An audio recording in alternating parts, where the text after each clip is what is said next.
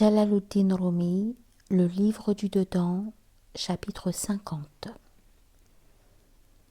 Quelqu'un dit: lorsque nous connaissons un par un tous les états de l'homme, de telle sorte que de son tempérament et de sa nature ne nous échappe ni chaleur, ni froid, ni la moindre des choses, néanmoins, on ne comprend pas ce qui reste en lui. Le maître répondit: si cette connaissance pouvait être obtenue simplement en apprenant ce qu'on dit d'autres hommes, il ne serait pas nécessaire de se livrer à tant de travaux et d'efforts, et personne ne prendrait tant de peine ni ne se sacrifierait à cette recherche. Un homme vient au bord de la mer et ne voit que de l'eau salée, des requins et des poissons. Il dit: où est cette perle dont on parle? Peut-être n'existe-t-il pas de perle? Comment pourrait-on parvenir à la perle en regardant simplement la mer? Même s'il devait vider 100 000 fois la mer avec une coupe, il ne trouverait jamais la perle. Il faut un plongeur pour trouver la perle. Et pas n'importe quel plongeur. Il faut qu'il soit à la fois agile et chanceux. Si tu cherches des perles, sois un plongeur. Le plongeur doit avoir plusieurs vertus. Il doit placer sa corde dans la main de l'ami et sa vie dans ses mains. Ne pas respirer et se jeter la tête la première. Les sciences et les arts sont semblables à l'entreprise qui cherche à vider l'eau de la mer avec une coupe. Pour trouver la perle, il faut agir différemment. Bien des hommes sont talentueux, riches et beaux, cependant dans le sens ma'ni n'est pas en eux. Bien des hommes en apparence sont misérables. Ils n'ont ni beauté, ni éloquence, ni élégance de langage. Et pourtant, ils possèdent le sens immortel. C'est par ce sens que l'homme est noble et honoré. C'est grâce à lui qu'il est supérieur aux autres créatures. Les léopards et les requins, les lions et les autres animaux, tous possèdent des talents et des facultés qui leur sont propres, mais ils ne disposent pas du sens éternel. C'est cela que tu dois demander aux beautés si tu es connaisseur en matière de beauté, ô mon cœur. Tel est l'avis de celui qui était voyant dans la science de la vision. Si un homme découvre ce sens, il a atteint le secret de sa propre excellence. Sinon, il n'a point de part à cette excellence.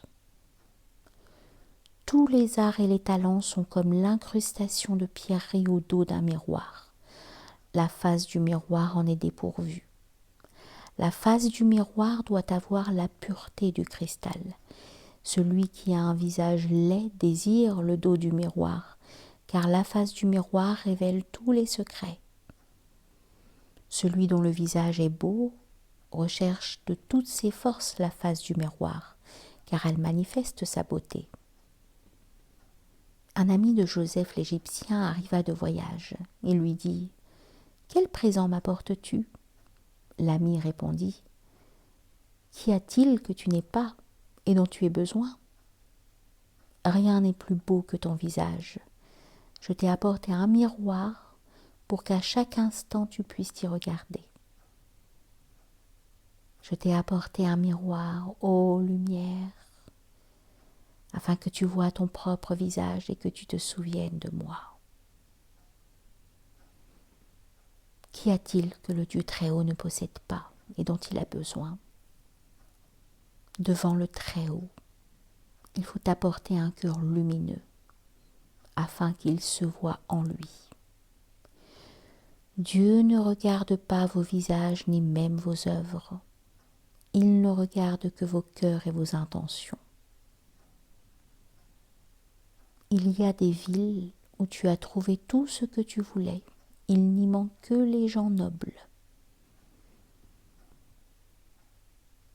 Une ville où tu trouves tout ce que tu cherches, des beautés, des délices, des plaisirs et des ornements de diverses sortes, mais où tu ne trouves pas un homme sage. Le contraire ne vaut-il pas mieux? Cette ville, c'est l'existence de l'homme. S'il s'y trouve 100 000 talents et que tu ne trouves pas le sens profond, mieux vaudrait que cette ville fût ruinée. Une ville où ne se trouve pas l'ombre du roi, considère-la comme en ruine, même si elle ne l'est pas. Si ce sens-ci existe, peu importe l'absence des ornements extérieurs, car c'est le tréfonds, sir, qui doit prospérer. Dans quelque état qu'il soit, l'homme parfait est dans son fort intérieur occupé de Dieu, et cette occupation extérieure n'empêche pas la concentration intérieure. Dieu le Très-Haut a dit « Il y a des gens que ni négoce ni troc ne distraient du souvenir de Dieu. » De même, une femme enceinte, en quelque situation qu'elle se trouve, la paix ou la guerre, le manger et le dormir, le bébé dans son sein se développe et ses forces et ses sens croissent, alors que la mère n'en est pas consciente. L'homme lui aussi porte ce secret.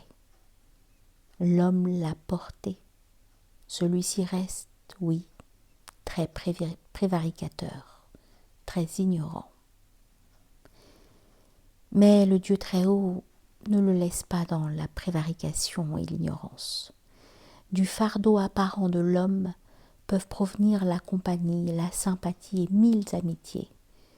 De ce secret dont l'homme est porteur, quoi d'étonnant que proviennent des amis et des compagnons, même après sa mort. Il faut que le tréfonds, sir, de son être soit prospère, parce qu'il est comme la racine d'un arbre.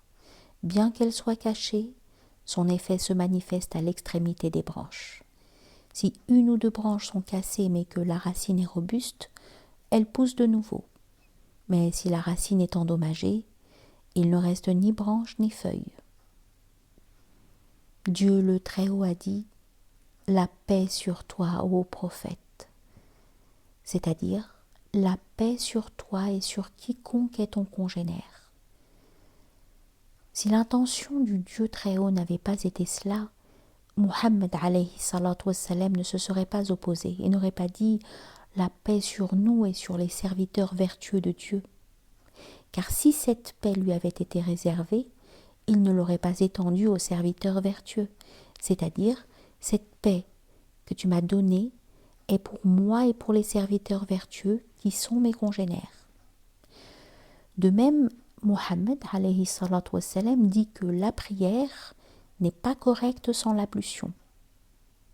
Il n'a pas voulu désigner par là sa propre ablution, autrement aucune prière n'aurait été correcte sans la seule ablution du prophète alayhi salatu wassalam. En fait, si quelqu'un observe l'ablution, sa prière est valable.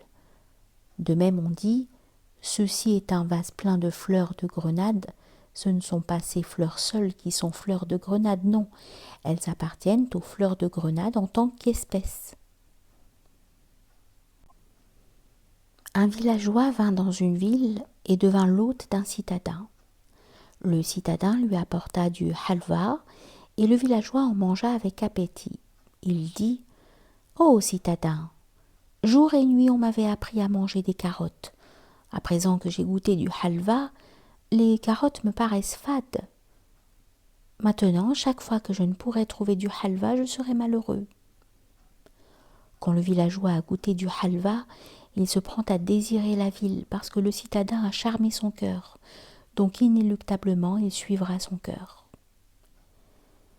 Il y a des gens qui saluent et de leur salut se dégage une odeur de fumée.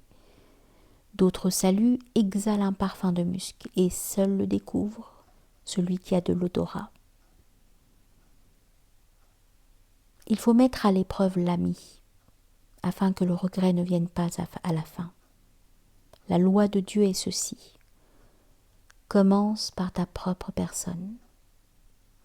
Quant à l'âme, elle aussi, si elle prétend servir Dieu, son service n'est accepté qu'après épreuve. Dans l'ablution, on sent l'odeur de l'eau, on la goûte, on ne se contente pas de la voir, car il se peut que l'apparence de l'eau soit bonne, mais que le goût et l'odeur en soient altérés. C'est là le critère pour déterminer la qualité parfaite de l'eau. Après cette épreuve, on l'emploie.